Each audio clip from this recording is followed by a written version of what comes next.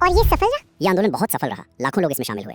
लेकिन फरवरी 1922 में उत्तर प्रदेश के चौरी चौरा नाम की जगह पर गुस्साई भीड़ ने एक पुलिस थाने में आग लगा दी, जिसमें 22 पुलिस वाले मारे गए। ओह, हिंसा हो गई। हाँ, इस हिंसा की घटना से गांधी जी इतने दुखी हुए कि उन्होंने आंदोलन वापस ले लिया। आंदोलन वापस ले लिया? इसकी आलोचना नहीं हुई? हुई, काफी आलोचना भी हुई, लेकिन वे अहिंसा के सिद्धांत पर अडिग रहे।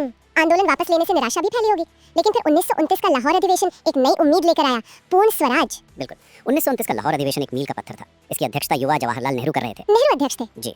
इसी अधिवेशन में कांग्रेस ने पहली बार पूर्ण स्वराज यानी पूरी तरह आजादी का प्रस्ताव पास किया। 31 दिसंबर 1929 की आधी रात को रावी नदी के किनारे तिरंगा झंडा फहराया गया। हाँ। और ये तय हुआ कि अब से हर साल 26 जनवरी को स्वतंत्रता दिवस मनाया जाएगा। इसलिए 26 जनवरी गणतंत्र दिवस बना। जी। बाद में भारतीय संविधान को भी 26 जनवरी 1950 को लागू किया गया, इसी दिन की याद में। गांधी जी के अहिंसक रास्ते के साथ साथ एक और धारा भी तो चल रही थी, क्रांतिकारियों की। भगत सिंह इसी धारा के सबसे बड़े प्रतीक बने। हाँ बिल्कुल। असहयोग आंदोलन वापस लिए जाने से बहुत से युवा निराश थे। उन्हें लगता था कि सिर्फ अहिंसा से आजादी नहीं मिलेगी।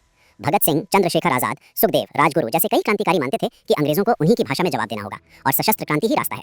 भगत सिंह ने नौजवान भारत सभा भी बनाई थी। उनका मकसद क्या था? सिर्फ क्रांति? 1926 में भगत सिंह और उनके साथियों ने लाहौर में नौजवान भारत सभा की स्थापना की।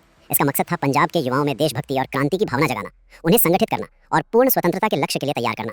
वे सिर्फ राजनीतिक आजादी नहीं चाहते थे, बल्कि एक सामाजिक और आर्थिक बराबरी वाले समाज का सपना भी देखते थे। उनके दो बड़े एक्शन बहुत चर्चा में रहे, सॉन्डर्स की हत्या और असेंबली में बम फेंकना। इसके पीछे क्या सोच थी? क्या वो सिर्फ हिंसा करना चाहते थे? नहीं, ऐसा नहीं था। 1928 में साइमन कमीशन का विरोध करते हुए लाला लाजपत राय पर पुलिस ने बर्बर लाठीचार्ज किया, जिससे बाद में उनकी मौत हो गई। हाँ, लाला जी की शहादत। जी। लाला जी की मौत का बदला लेने के लिए भगत सिंह, राजगुरु, सुखदेव और चंद्रशेखर आजाद ने पुलिस अफसर स्कॉट को मारने की योजना बनाई, लेकिन गलती से सहायक पुलिस अधीक्षक सॉन्डर्स मारा गया। ये दिसंबर 1928 की घटना है। अच्छा, निशाना कोई और था? हाँ।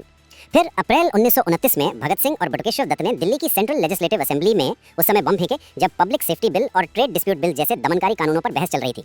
उनका मकसद किसी को मारना नहीं था, इसलिए उन्होंने खाली जगह पर बम फेंके थे। जैसा उन्होंने बाद में कहा, उनका मकसद था बहरों को सुनाना। बहरों को सुनाना? हाँ, अंग्रेजी हुकूमत का ध्यान अपनी मांगों की तरफ खींचना। वे बम फेंकने के बाद भागे नहीं, बल्कि इनकलाब जिंदाबाद के नारे लगाते हुए खुद को गिरफ्तार करवा लिया। उन्होंने अपने मुकदमे को भी क्रांति का संदेश फैलाने का मंच बना दिया। बिल्कुल, है ना? बिल्कुल। जेल में उन्होंने भूख हड़तालें की, अदालत में अपने क्रांतिकारी विचार रखे। इनकलाब जिंदाबाद, क्रांति अमर रहे का नारा उन्होंने ही लोकप्रिय बनाया। हाँ, ये नारा तो अमर हो गया। जी। उनका मकसद सिर्फ आजादी नहीं, बल्कि एक ऐसे समाज की स्थापना था जहाँ शोषण न हो। पूरे देश में उनकी रिहाई के लिए आवाज उठी, लेकिन अंग्रेज सरकार ने उन्हें नहीं छोड़ा।